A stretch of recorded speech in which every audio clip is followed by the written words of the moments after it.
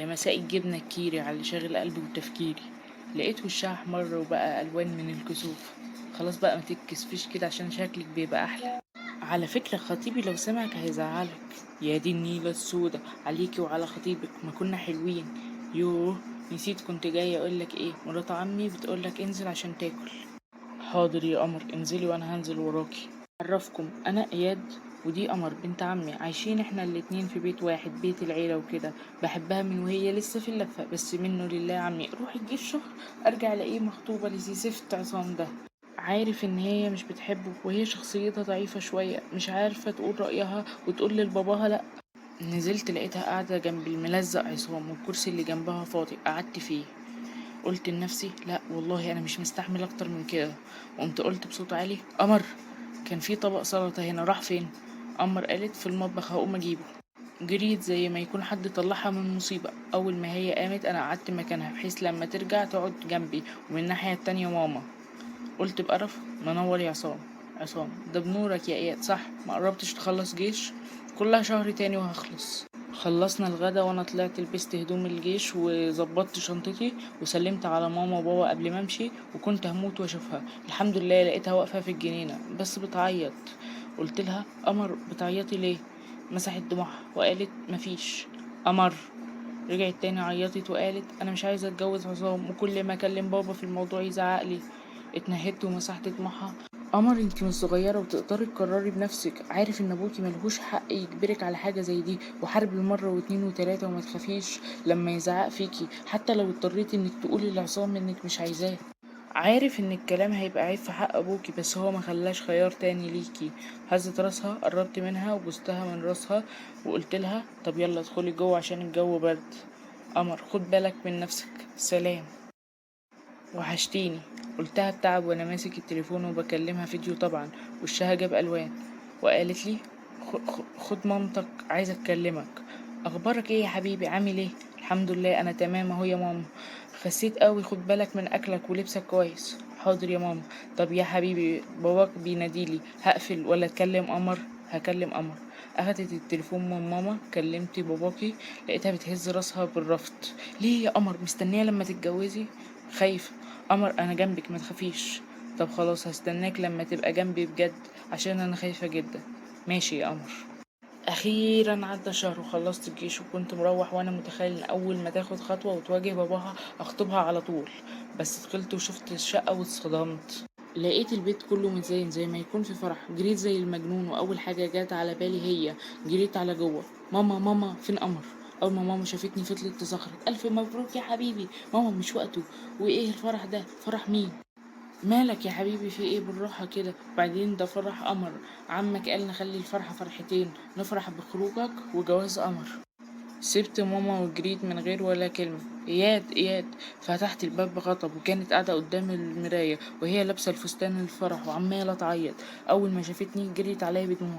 اياد انا والله قلت لبابا اني مش موافقة واني مش عايزة اتجوزه، بس هو زعق فيا وقال لي كلام كتير وحش، وقال لي اني بحب حد ومتفقة معاه وهيجيب لي العار، وهو خلى الفرح بدري.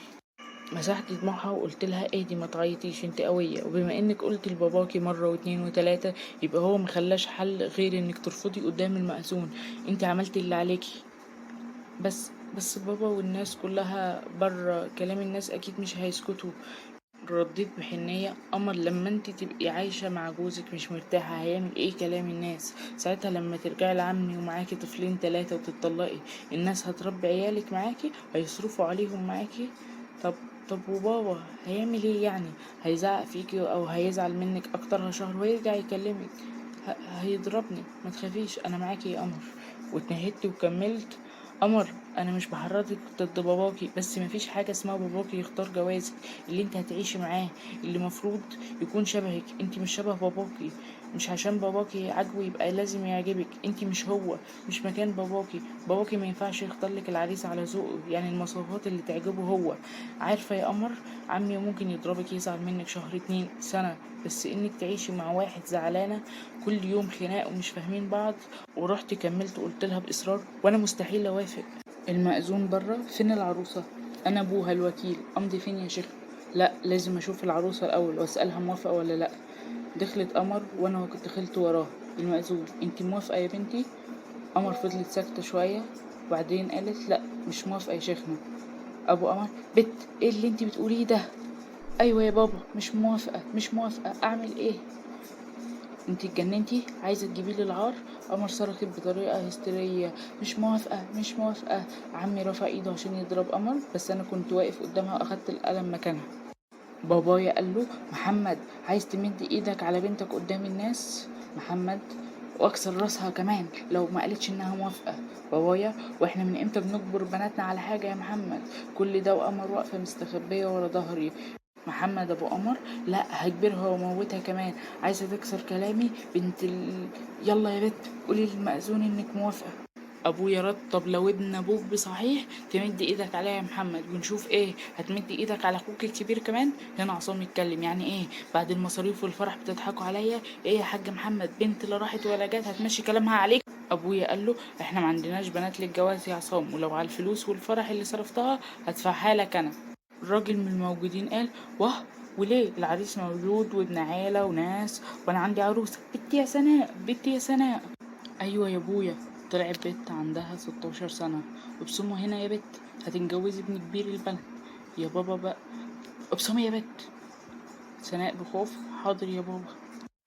عدى شهر من يوم الفرح وللأسف عمي مش بيكلم قمر لغاية دلوقتي، غير الكلام اللي سمعته من الناس: ليه واحدة ترفض تتجوز يوم فرحها؟ بس عادي، الناس حكت في الموضوع شوية، وأول ما حصلت مصيبة جديدة كلهم مسكوا فيها ونسيوا موضوع قمر خالص، وطول الوقت أنا جنبها ما بسيبهاش.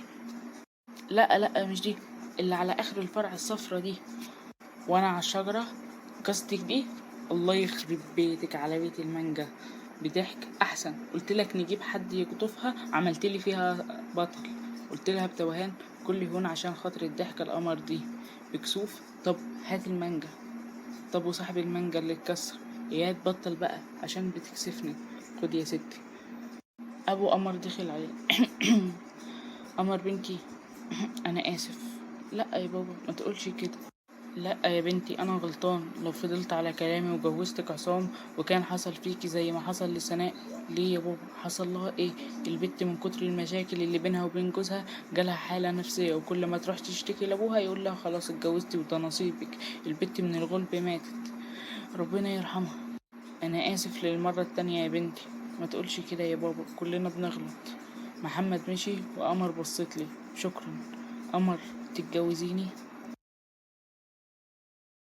وبكده تكون خلصت رواية النهاردة، الرواية اللي اتعلمنا منها ان ما نخليش اهلنا هم اللي يختارونا. اهلنا بيحبونا فعلا بس اللي يختاروا اللي هم شايفينه مناسب ليهم مش لينا احنا ما بنكونش متفقين معاهم، وكده بيخلق مشاكل.